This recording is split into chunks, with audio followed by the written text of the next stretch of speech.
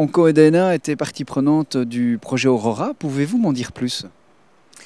Le projet Aurora a réellement besoin d'un partenaire pour tout ce qui est l'aspect technologique de cet ambitieux projet, d'un partenaire tout à fait fiable, tout à fait dynamique.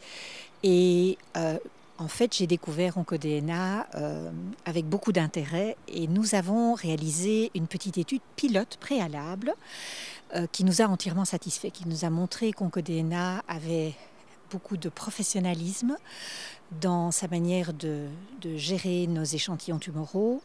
Il y avait une interaction extrêmement riche, un souhait de faire vite, de faire très bien.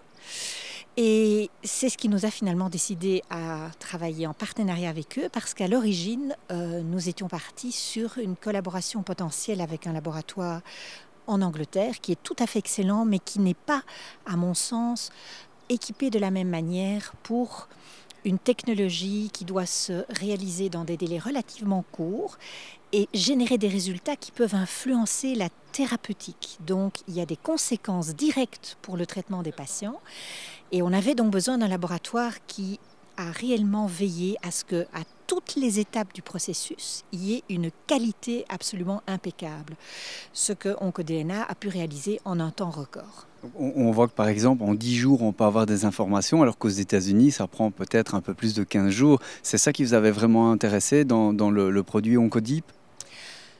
Peut-être pas tellement la vitesse, parce qu'entre 10 jours et 15 jours pour un cancer du sein métastatique, qui est la maladie qu'on va étudier dans le programme Aurora, je dirais que ça n'a pas une importance capitale, mais c'est la qualité du test. Il faut que vous soyez tout à fait sûr que les informations générées sont correctes. Il faut très peu de faux positifs, très peu de faux négatifs.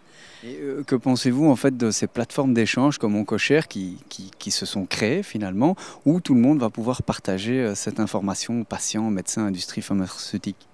Alors je pense que c'est une idée tout à fait géniale parce que nous devons mettre en place, pour interpréter tous ces résultats, des boards d'experts en sequencing, en séquençage DNA. Et c'est extrêmement difficile à réaliser dans les hôpitaux. Vous devez réunir des oncologues, des pathologues, des biologistes moléculaires pour analyser et interpréter les données. Et si on peut utiliser la technologie d'information de cette manière-là, je pense que c'est définitivement l'avenir. Je pense que c'est fantastique. Merci beaucoup.